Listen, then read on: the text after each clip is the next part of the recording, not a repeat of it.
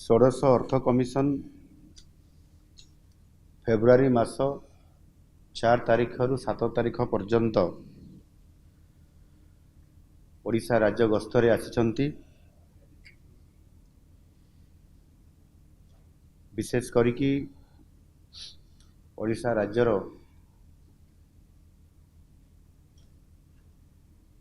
अर्थनैतिक स्थिति सहित आमर ग्रोथ एवं ता सहित डेवलपमेंट काम को अनुध्यान करने सहित आगामी दिन में ओडिशा किभली भाव में जो क्षेत्र में आमर कम अच्छी ता उपरे विशेष गुरुत्व आरोप करा जाई आगामी दिन में ओडिशा को एक समृद्ध ओडिशा आड़ को नबार ये चिंता मध्य से रखा जाइछि। विशेष करिकी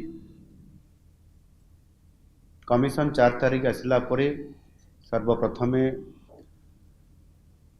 ओडिशा रे प्रतिष्ठित थिबा आमर ओडिशा जनजाति संग्रहालय एवं कलिंग स्टेडियम परिदर्शन करिबा एवं परवर्ती पर्याय 5 तारीख रे पुरी परिदर्शन सहित कोणार्क यह निश्चित भाव में मु तांकरे परिदर्शन आज बैठक रे एवं सेमानंको बहुत सुखी कराई पारिछि। ये अनुभव आज तांकर ये बैठक रु अनुभव हैला। विशेष करिकी आज आमे कमिशन को सहित जो आमर आलोचना हला ये बैठक रे राज्यर विभिन्न आर्थिक दिग प्रति और यार गठनमूलक उपरे विशेष भाव में गुरुत्व आरोप करा जाइछि। सेथिरे विकासमूलक आवश्यकता को एवं से अनुसार तार आर्थिक क्षमता एवं प्रस्तावित आर्थिक हस्तांतर व्यवस्था संपर्क में कमिशन का सहित डिटेल आलोचना होइछि एवं कमिशन का सम्मुख रे मध्य आमे किछि ओडिशार विकास को त्वरान्वित करबा पई आमे किछि प्रस्ताव तांको पाखरे आमे रखिछु एवं आमर आशा अछि जे आगामी 2026-2031 जो ये पंचवार्षिक योजना माध्यम रे यह प्रतिफलित हबो एवं निश्चित भाव में ताकू आधार करी आमर कमिशन उपरे जो आमे दाबी रखिचु ता उपरे किछि प्रमुख बिंदु भी आमे रखिचु सा उपरे मध्य मु जस्ट किछि आप पाखरे मु कहया पई चाहे। विशेष करिकी केंद्र सरकारंकर जो टिकस अच्छी बा टिकसर जो आय हुए सेथिरु साधारणतः भावे राज्य मान को जो बंटन करा जाउछि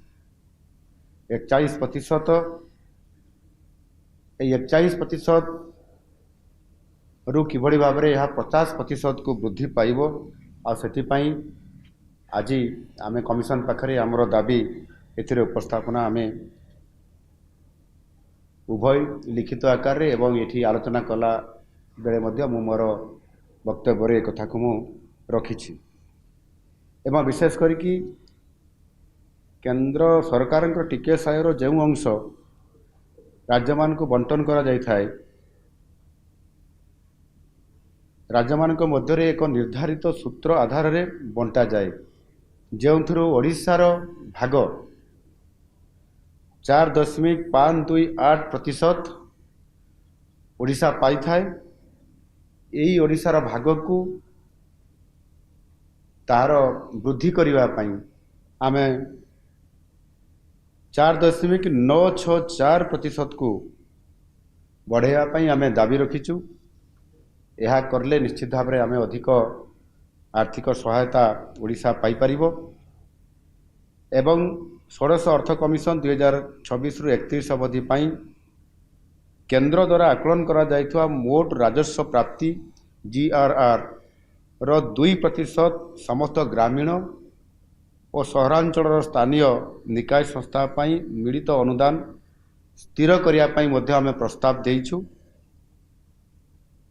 ଏ ଅର୍ଥ ଆମକୁ ପ୍ରାପ୍ତ ହେଲେ ନିଶ୍ଚିତ ଭାବରେ ବିଶେଷ କରିକି ପଞ୍ଚାୟତରାଜ ଏବଂ ଯେଉଁ ଆମର ଲୋକାଲ ଅର୍ବାନ୍ ବଡିଜ୍ ଅଛି ସହରାଞ୍ଚଳର ଏଥିରେ ଆମେ ଗୋଟାଏ ସ୍ୱତନ୍ତ୍ର ଭାବରେ ଅଧିକ ଅନୁଦାନ ପାଇପାରିବୁ, ଯାହାକି ଲକ୍ଷାଧିକ ଟଙ୍କା ଅଛି। ନିଶ୍ଚିତ ଭାବରେ ବହୁତ ବଡ଼ ଗୋଟିଏ ବିକାଶ କ୍ଷେତ୍ରରେ ଏହା ଉପାଦେୟତା ମିଳିପାରିବ। ଏବଂ ରାଜ୍ୟ ବିପର୍ଯ୍ୟୟ ପରିଚାଳନା ପାଣ୍ଠି SDRF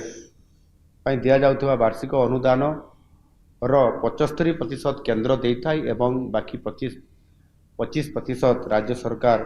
କରିଥାଏ। ଯେହେତୁ ଓଡ଼ିଶା ଗୋଟେ ପ୍ରାକୃତିକ ବିପର୍ଯ୍ୟୟ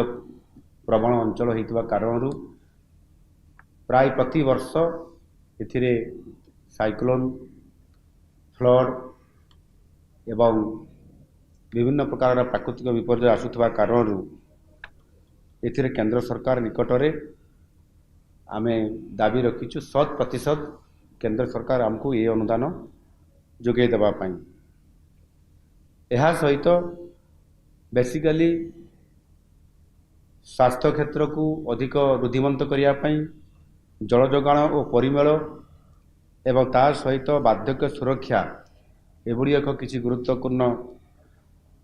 ପ୍ରସ୍ତାବକୁ ଆମେ ରଖିଛୁ ଏବଂ କମିଶନକୁ ମଧ୍ୟ ପ୍ରସ୍ତାବ ଦେଇଛୁ।